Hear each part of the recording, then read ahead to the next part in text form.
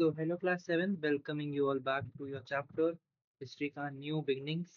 ठीक है, cities and states. और ये आज आपका होने वाला है episode number 2। So let us get into this chapter, this episode, episode number 2। तो टॉपिक जो है वो है आपका अर्ली डेमोक्रेटिक ट्रेडिशंस। तो हम देखते हैं कि कैसे डेमोक्रेटिक ट्रेडिशन आपके पहले जमाने में होते थे। ठीक है, so let us see that each janapada each Janapada had an assembly or council called as Sabha or Samiti, where matters concerning the clan would be discussed।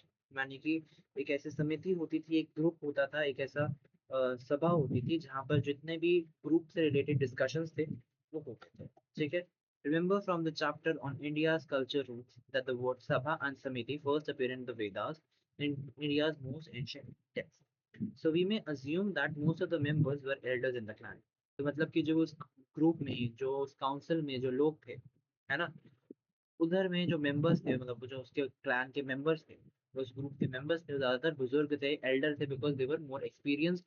तो उनको ज्यादा अच्छे से पता होता है सारी चीजें, and they would not do anything like by fault और एनीथिंग लाइक दैट। तो इसीलिए उनको बताया जाता है ना। The raja was not expected to rule independently और आर्बिट्ररीली। यानी कि जो राजा होता है उसको ये नहीं एक्सपेक्ट किया जाता उससे कि भैया वो अपना अकेले ही रूल करे, इंडिपेंडेंटली ही रूल करे, वो एज एन अकेला रूल करे, नहीं। एक ग्रुप होता था, एक क्लैन होता था जिसके सारे लोग रूल करवाते थे, एज एन हेल्प करते थे। तो ये आपका मैप है आपका 16 महाजनपदास का, जो हमने लास्ट एपिसोड में भी देखा था। ये कंबोजा है, गंधारा, यहाँ पे इसके कैपिटल तक्षशिला एंड पुष्कलवता।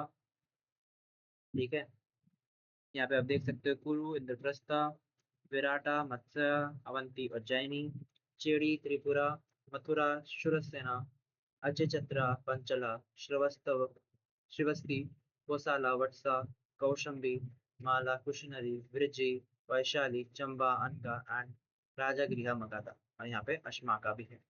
तो ये आपके 16 महाजनपदास का मैप है। ठीक है, so now let us go into this. A good ruler was supposed to take advice from those in assembly and apart from the ministers and administrators। यानी कि जो एक अच्छा रूलर होता है वो सबकी एडवाइस लेता है। यही नहीं सिर्फ कि जो एडमिनिस्ट्र जो असेंबली में होते हैं उन्हीं की एडवाइस लेके बस नहीं, वो सबकी एडवाइस लेता है, सबकी बात सुनता है, and then he makes out कि भैया हाँ इसकी बात में दम है ऐसे, and then he takes out a decision कि okay will do this. Indeed, according to some texts, an incompetent ruler could be removed by the assembly। यानी कि ऐसा भी माना जाता है, जो टेक्स्ट लिखा हुआ है ना, कि एक ऐसा जो एज एन अच्छा रूलर है, एज एन इनकॉम्पिटेंट, यानी कि अपने फर्ज पूरे नहीं अच्छे से अदा कर सकता, उसको असेंबली से हटाया भी जा सकता है, असेंबली उसको हटा भी सकती है मतलब।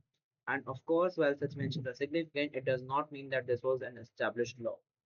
Let's remember that the data we have for now, this remote period is incomplete। मतलब कि of course ये जो मेंशंस हैं, ये जो चीजें इंपॉर्टेंट हैं, बट इसका ये मतलब नहीं है कि ये लॉ थे, है ना।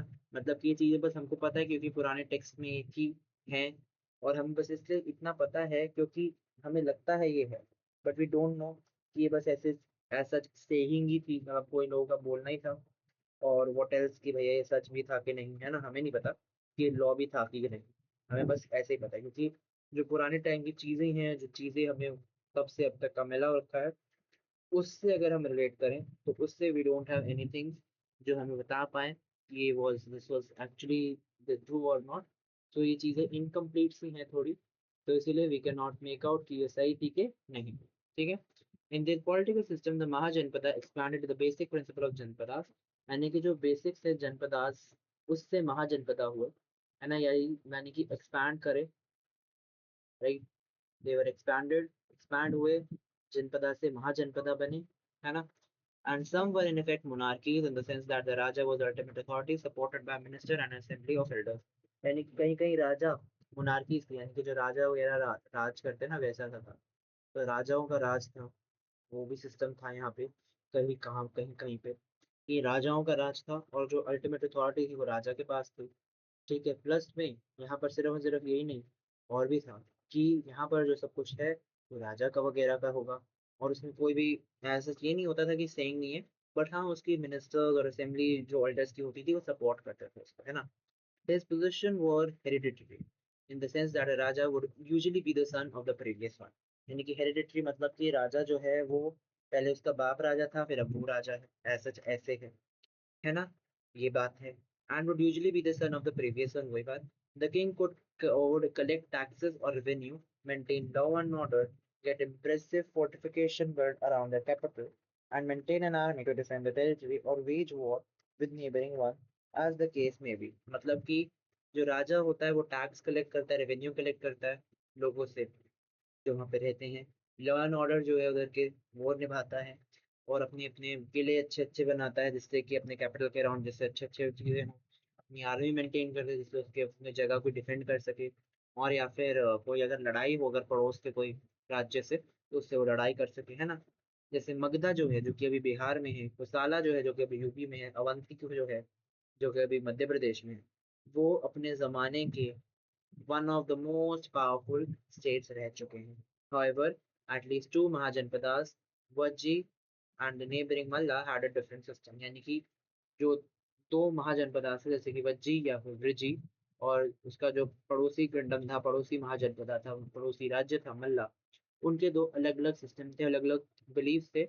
वहां पर जो सभा थी और समिति थी उनकी ज्यादा पावर थी, है ना, और वही सारे इंपॉर्टेंट डिसीजंस डिस्कशन के थ्रू लेते थे, अगर ज़्यादा से ज़्यादा नेसेसरी हो तो वोटिंग के थ्रू। मतलब कि वहाँ पर द सभा एंड समिति had more power and took important decisions through discussion. यानी कि जैसे यहाँ पर राजा वगैरह का राज था, हेरिडिटरी थी कि राजा का बेटा ही राजा बनेगा ऐसा जैसे, लेकिन यहाँ पर मल्ला एंड वज्जी में नहीं था। यहाँ पे अलग सिस्टम था, सभा समिति का सिस्टम था जहाँ पे पावर जो थी वो उन लोगों के पास थी, और जितने भी इम्पोर्टेंट डिसीजंस थे वो डिस्कशन के थ्रू, सभी लोगों की बातचीत के थ्रू हल होते थे, है ना। और अगर कहीं पे जरूरत पड़ती थी कि भैया ये सही है कि नहीं हमें नहीं समझ में आ रहा, तो वहां पर वोटिंग के थ्रू वो भी समझाया जाता था, वोटिंग भी होती थी, है ना। Surprisingly this included the selection of the raja. यहाँ पर मतलब कि इस केस में आपके राजा का सिलेक्शन भी आ गया, यानी कि जो राजा था वो भी कैसे बना, वो क्या चीजें थी, उस कैसे उसको सेलेक्ट किया गया, वो सब भी आ गया। This means that those Mahajanpadas, which were called Ganas or Sanghas, were not monarchies. Their functioning might be called democratic, since members of assembly were the ones to select the ruler and take major decisions। मतलब कि ये surprising था क्योंकि इसके selection में यानी कि जो वोटिंग थे वो कभी कभार सिलेक्शन आके राजा का भी होता था, यानी कि जो कौन राजा बनेगा उसके लिए भी वोटिंग कभी कभार होती थी, in between your assemblies, in between your this thing sabhas. ठीक है। तो इतना कोई ये सरप्राइजिंग चीज होगी क्यों, क्योंकि ये अब तक थोड़ा बहुत जो महाजनपदास थी, जो संघास थे, ये मुनारकी नहीं थी, यानी कि राजा का राज नहीं था, वो नहीं था। बट यहाँ पे फंक्शनिंग जो थी थोड़ी बहुत डेमोक्रेटिक थी, क्योंकि जो असेंबली के मेंबर थे वो आपका राजा को सिलेक्ट करते थे कि राजा कौन बनेगा कौन नहीं, है ना। एंड इनफैक्ट ये ज्यादातर अपने जो मेजर मेजर डिसीजंस थे वो लेते थे। ठीक है। इनफैक्ट जो स्कॉलर्स थे उन्होंने इसको एज एन अर्ली रिपब्लिक भी कह रखा है। अर्ली रिपब्लिक मतलब कि रिपब्लिक का जैसे अब सिस्टम है वैसे पुराने टाइम पे जो है एज एन इसको रिपब्लिक, अर्ली रिपब्लिक का दर्जा दे रखा है, as they are indeed one of the earliest sub system, क्योंकि ये एक ऐसा सिस्टम था जिनका स्टार्टिंग से लेकर के लाइक इनका अर्लियर सिस्टम एसएसए भी रह चुका है, राइट। आगे पढ़ते हैं। मोर इनोवेशन, उससे पहले यहाँ पे देख सकते हैं आप, ये रूइंस है कॉम्प्लेक्स के, कॉम्प्लेक्स था कौशाम्बी में यानी कि वटसा के कैपिटल में, वटसा वहाँ जनपदा के कैपिटल में, तो ये वहाँ का रूइन है ना। More innovation, the age of Janpada and Mahajanpada was an age of profound change। यानी कि जो जनपदा और महाजनपदा जब थे यहाँ पे बहुत सारे चेंजेस हुए थे, हमें देखने को मिले थे, जो कि आपकी इंडियन सिविलाइजेशन को अब तक इम्पैक्ट करते हैं। In the chapter India's Cultural Roots in Grade 6, we saw the emergence of several new schools of thought, late Vedic, Buddhist, Jain in particular, and their respective literature। यानी कि हमने अपनी cultural roots में chapter cultural roots जो कि class 6 का chapter है उसमें हमने ऐसे बहुत सारे स्कूल्स के बारे में पढ़ रखा है, जैसे कि लेट वैदिक, बुद्धिस्ट, जैन, और पर्टिकुलरली और भी बारीकी सारे रिस्पेक्टिव लिटरेचर्स के बारे में। और ये जो स्कूल्स थे ये सारे चीज़ें देते थे, ये सारी टीचिंग लिटरेचर देते थे अपने स्कॉलर्स के थ्रू, जो इनमें मॉन्क्स होते हैं, नन्स होती हैं, वो सारे अपने इंडिया के पूरे दौरे पे चलते हैं, मतलब कि इंडिया के थ्रू ट्रैवल करते हैं और उधर में जाके जैसे पिलग्रमेजेस जो होते हैं यहाँ पे, ऐसे अच्छे काम मतलब पिलग्रमेजेस यहाँ पे ऐसे की सेक्रेट साइट्स जो होती हैं वहाँ पे जाते थे लोग, वहाँ पे ट्रैवल करते थे और वहाँ से अपनी जो टीचिंग्स हैं लिटरेचर्स हैं वहाँ पे बांटते भी थे, यानी कि अपनी बातें जो है वो आगे आगे फैलाते भी थे। So it was kind of a blossom in the age of empires, यानी कि ये ऐसी सी चीजें थी। ठीक है, so Indian art also underwent renewal and it will blossom in the age of empires, यानी कि एम्पायर्स की एज में ये रिन्यूअल में गया, रिन्यू हुआ और ये ब्लॉसम यानी कि और अच्छे से फैला, अच्छे से ब्लूम किया, है ना। Urbanization does not happen without technology. Let us remember that the Harappan civilization mastered copper and bronze metallurgy. यानी कि जो अर्बनाइजेशन है, यानी कि अर्बनाइजेशन जैसे रूरल एरिया यानी कि गांव टाइप एरिया, अर्बनाइजेशन जैसे कि बिल्डिंग वगैरह, तो अर्बनाइजेशन जो है वो टेक्नोलॉजीज के बगैर तो नहीं मुमकिन था।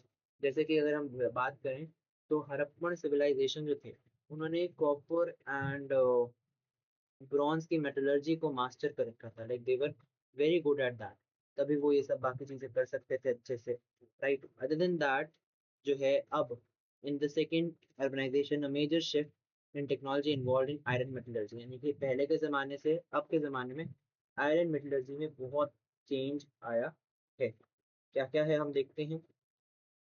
ठीक है, in several regions of India, the techniques of extracting and shaping iron were actually perfected from the early second millennia, but it took a few centuries for iron to become part of daily life. यानी कि जो पहला आपका चाहिए था, पहला जो आपका रीजन्स थे इंडिया में, वहाँ पर जो टेक्निक्स यूज होते थे आयरन को एक्सट्रैक्ट करने में यानी कि निकालने में और उसको आयरन शेप करने में, वो बहुत ही एक्चुअली परफेक्टेड थी, यानी एकदम परफेक्ट चीज़ थी, क्योंकि from the earlier second millennia जो कि पहले से सीख रखी थी, तब से लेके अब तक बहुत ही परफेक्ट वे में काम होता था। बट कुछ 100 साल लगे, फ्यू सेंचुरीज लगी कि उसमें आयरन भी इंक्लूड हुआ, है ना, तो कि वो आपका daily today daily life हुआ। और सेकंड मिलेनिया के सेकंड मिलेनिया बीसी के लेट में आयरन टूल्स जो थे वो भी वाइड स्लेटली बनाए गए, और इसके लिए मतलब कि वो किसके लिए यूज होते थे, एग्रीकल्चर यूज के लिए, तो इसीलिए उनको भी वो चीज़ें दी गई, है ना, क्योंकि iron tools had become wide spread facilitating agriculture on a bigger scale, तो इसलिए आयरन जो है उनको भी एज इन बेटर वेपन्स के थ्रू बनाया गया। So iron also made better weapons than bronze, lighter and sharper swords, spears, arrows, shields, etc. तो आयरन जो है वो और अच्छे अच्छे आपके वेपन्स यानी कि और अच्छे अच्छे तलवार बाजी के सब वेपन्स यानी कि बना पाते थे देन ब्रॉन्ज, क्योंकि वो हल्के होते थे, शार्प होते थे, जैसे कि तलवारें, है ना, तीर कमान, ये सब भालाएं, ये सब अच्छे बनते थे of iron.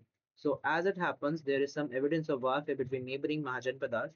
How frequent or how intense it was, of course, it is impossible to tell. Such military campaigns but occasionally alliances too gave rise to new kingdom and empires, which will turn later into our journey. So मतलब कि सिर्फ सिर्फ ये जो महाजनपदास थी, यहाँ पे बहुत सारी वॉरफेयर की लड़ाइयाँ होती थी, जहाँ पर ये सारे वेपन्स होते हैं वहाँ पे काम आते थे। अब हमें तो नहीं पता है कितनी इंटेंस, कितनी ऐसे खुखार टाइप होती थी लड़ाइयाँ, है ना, बट ये बहुत ही फ्रिक्वेंटली होती थी, ये भी हमें नहीं पता। तो हमें ये नहीं पता कि कितनी बारीक एजन कितनी कितनी एजन होती थी, प्लस कितनी फ्रीक्वेंटली होती थी, कितनी इंटेंस होती थी, प्लस कभी कभार ये जो लड़ाइयाँ होती थी उसके जीतने के बाद किंगडम बदलता था, है ना, कोई जो हार गया उसका किंगडम चला गया। तो कभी कभार अलायंसेस भी हो जाते थे, यानी कि दो जैसे गठबंधन सरकार होती है ना, जैसे कि दो गवर्नमेंट एक साथ जुड़ के एक सरकार बनाती है, एक साथ जुड़ के गवर्नमेंट बनाती है, वैसे ही यहाँ पर होता था कि कभी कभार अलायंसेस भी हो जाते थे और नए नए किंगडम और एम्पायर बनते थे, जो कि हम आगे में पढ़ेंगे, है ना। Another innovation was the first use of coins in India, made necessary by going trade। तो मतलब जैसे ट्रेड हो रहा था, जैसे ट्रेडिंग यानी कि कोई सामान लेना देना बेचना वगैरह खरीदना, तो वो सब आपका उसकी नेसेसिटी के लिए, उसकी जरूरत के लिए कॉइन्स बनाए गए, सिक्के बनाए गए, और बहुत जल्द जो कॉइन्स थे उनको भी एक्सचेंज करा गया बहुत अलग अलग रीजन्स में, और बल्कि और अलग अलग पार्ट्स ऑफ द वर्ल्ड में अलग अलग तरीके से चीज़ें बनाई गई। जो पहले इंडियन कॉइन्स थे वो सिल्वर के बनते थे, जिसको सॉफ्ट मेटल में डाला जाता था, जिससे कि सिंबल जो थे वो पंचिंग से बनते थे, उसमें जो सिंबल होते थे ना, तो पंचिंग से बनते थे, उसे पंच किया जाता है जैसे यहाँ पे है, और इसलिए उसको पंच मार्क कॉइन कहते थे, है ना। वही यहाँ पे लिखा हुआ that various coins were exchange across different regions and even with other parts of the world, and the first Indian coins were made of silver soft metal into which symbols could be punched. They are called punched mark coins. Later coins of copper, gold, and other metals were also made. Generally, a Mahajanpada issued its own coins, but coins from neighboring regions were used as well as exchange and trade. यानी कि जो ये 5 mark coins होते थे, बल्कि बाद में not only silver, copper के, गोल्ड के कॉइन भी बनते थे, और भी बहुत अलग अलग तरह के मेटल्स थे उनके भी कॉइन बनते थे। जनरली जो महाजनपदा होती है, जो जनपदा मतलब कि एज एन एडवांस लाइक ऐसी बड़ी महाजनपदा, उधर में अपने उनके खुद के कॉइन्स बनाते थे वो लोग, खुद कॉइन्स अपने वो जो होते थे उनके वो यूज करते थे। But as a neighbouring region में, जो पड़ोस में जो रीजन थे, उनके भी कई बार जो कॉइन्स थे फॉर ट्रेडिंग पर्पसेस यूज कर लेते थे। तो यहाँ पे आपका फिलअप है कि आपका येस एंड नो बताना है, टिक और क्रॉस, कि जो आपकी सिविलाइजेशंस थी, Ganga plain, monasteries, literature, trade, warfare, copper, brown iron, first urbanisation second urbanisation में थी के नहीं। सो गंगा प्लेन्स आपकी पहले अर्बनाइजेशन में थे नहीं, इंडस वैली में, और सेकंड में थे। मोनेस्ट्रीज नहीं थी, सेकंड अर्बनाइजेशन में थी। लिटरेचर नहीं था, हमने देखा इसमें था, नन, मोनेस्ट्रीज, मॉन्क्स जा रहे थे। ट्रेड पहले में भी था, अब भी है। वॉरफेयर मतलब लड़ाइयाँ वगैरह पहले में भी थी, अब भी है। कॉपर और ब्रॉन्ज का यूज पहले में भी था, लेकिन अब सेकंड में थोड़ा बहुत कम हो गया, तो इसलिए राइट नो, क्योंकि आयरन को थोड़ा बहुत ज्यादा अहमियत दे दी गई, क्योंकि वो थोड़ा अच्छा मेटल है देन कम्पेयर टू दैट। तो इसलिए आयरन पहले नहीं था, अब है। ठीक है। सो ये चीजें हैं, है ना, वर्णी जाति सिस्टम। और इसके बाद का जो टॉपिक है वो हम अपनी नेक्स्ट क्लास में कर लेंगे। आज की क्लास में इतना ही, आई वोंट खींचो सच ऑफ द टॉपिक, है ना। थोड़े टॉपिक्स छोटे हैं, छोटा ही रहने देंगे आराम से इसको। आगे में ये आपका मेरे ख्याल से सेकंड चैप्टर, सेकंड एपिसोड है आपका, मेरे ख्याल मुश्किल से 1 या 2 एपिसोड और लगेंगे and this chapter will wind up. बहुत छोटा चैप्टर था ये, 4 एपिसोड में ही ये खत्म हो जाएगा। ठीक है। So guys, will meet you all very soon with the very next episode, and will start with the varna jati system in the next episode. ठीक है। तो तब तक के लिए बने रहिएगा मेरे साथ, and will meet you in the next episode in tomorrow's class. तो bye bye you all, thank you.